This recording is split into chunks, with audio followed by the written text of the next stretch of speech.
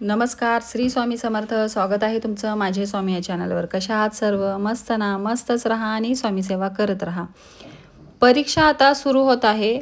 काही परीक्षा सुरू पण झाल्या असतील. तर ह्या परीक्षेनिमित्त आपल्याला कुठल्या सेवा करायच्या आहे ह्यावरच आजचा व्हिडिओ आहे. असं नाही की फक्त सेवा केल्या तर आपल्याला परीक्षेमध्ये चांगले मार्क मिळणार आणि आपण त्या परीक्षेत पास होणार, असं अजिबात नाही.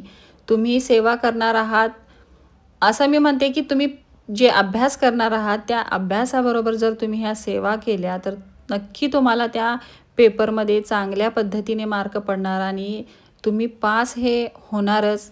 हमखास तुम्हाला त्यामध्ये यश मिळणारच.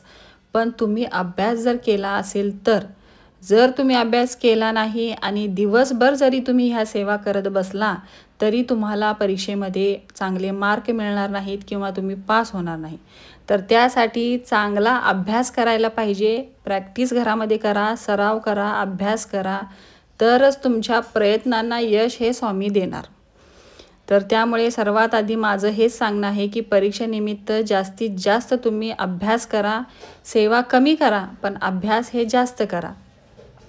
कसं असतं ना, आपण एखाद्या वेळेस केवढं जरी अभ्यास केलं तर आपल्या लक्षात राहत नाही किंवा आपण विसरतो. परीक्षेच्या वेळी एक प्रकारची भीती आपल्या मनामध्ये असते. तर त्यामुळे आपलं कसं होतं, विचार करण्याची क्षमता, आपण जेवढं पाठांतर केलेलं असतं ते त्या भीतीपोटी आपण विसरतो, लक्षात राहत नाही, गोंधळतो आपण. तर त्यामुळे जर तुम्ही सेवा केली, जर नामस्मरण केलं तर आशीर्वादरूपी स्वामी हे तुमच्या सोबत असणार. तर त्यामुळे अभ्यास करून सेवा करा. जरा लवकर उठा म्हणजे तुमच्या सगळ्या सेवा होऊन जातील.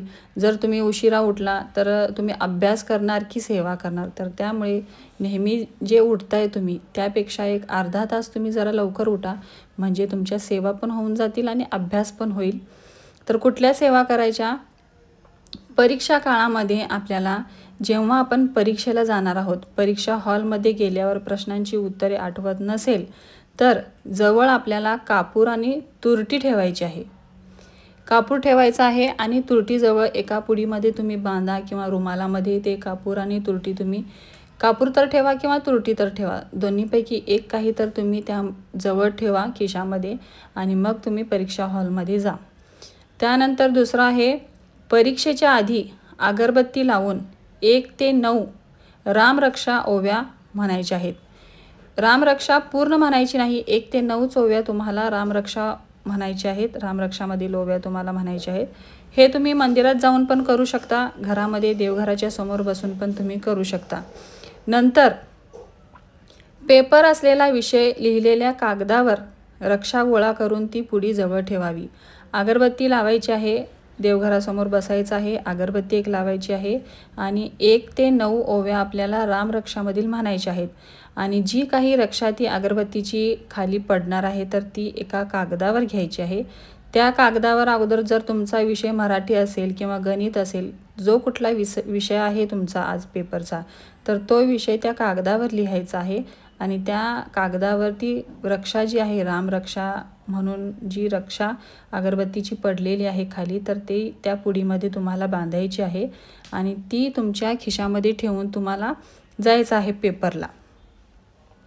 तर हे झालं पेपरला जाताना करायचे उपाय. तर पेपरला जाण्यापूर्वी कुठले उपाय आपल्याला करायचे आहेत?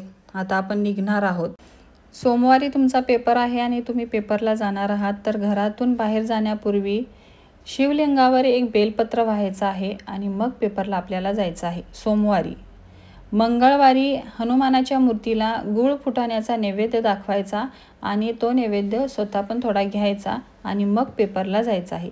बुधवारी श्री गणेशाला वंदन करून मोतीचुराचे लाडू वाहून प्रसाद घ्यावा. मोतीचुराचे लाडू गणपती बाप्पांना वाहा तुम्ही आणि त्यातला थोडा प्रसाद तुम्ही स्वतः घ्या आणि मग पेपरला जायचं आहे. हा उपाय करायचा आहे बुधवारी. आणि गुरुवारी कपाळावर केशरी गंधाचा टिळा लावून सोबत एक पिवळा रुमाल ठेवून मग पेपरला जायचं आहे. तर हा उपाय गुरुवारी करायचा आहे. आणि 9 किंवा 5 किंवा 11 किंवा कमीत कमी 3 माळ श्री स्वामी समर्थ या मंत्राचा जाप करायचा आहे. रोज जर तुम्ही या मंत्राचा जाप करून गेला तरी तुम्हाला पेपरमध्ये चांगले मार्क्स पडणार आणि पेपरमधील तुम्हाला प्रश्नांची उत्तरे पण आठवणार जर तुम्ही अभ्यास करून गेलात तर.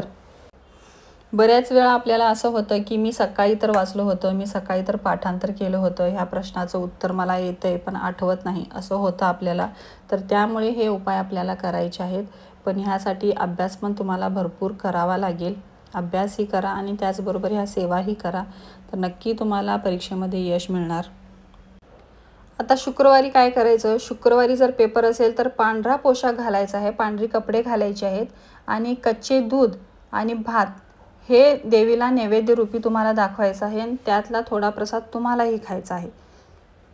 हा उपाय शुक्रवारी करायचा आहे. शनिवारी पेपरला जाताना खिशात राईचे दाणे ठेवायचे आहे. राई म्हणजे मोहरीचे दाणे थोडेफार तुम्हाला खिशामध्ये ठेवायचं आहे आणि पेपरला जायचं आहे. प्रत्येक वाराच्या हिशोबाने तुम्हाला उपाय सांगितलेले आहे, तर ते उपाय तुम्ही करून पेपरला जाताना ते उपाय करून तुम्ही जावा.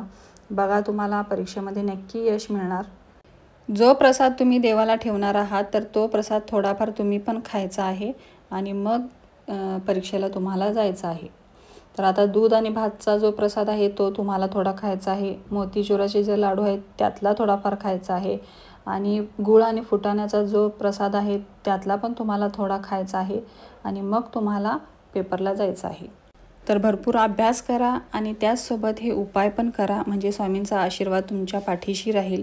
तर आजचा व्हिडिओ इथेच थांबवते. कसा वाटला तुम्हाला आजचा व्हिडिओ, कशी वाटली आजची माहिती सेवा, तर नक्की कमेंट करा. व्हिडिओ आवडला असेल तर चॅनलला लाईक शेअर आणि सबस्क्राईब करा. तोपर्यंत सर्वांना श्री स्वामी समर्थ.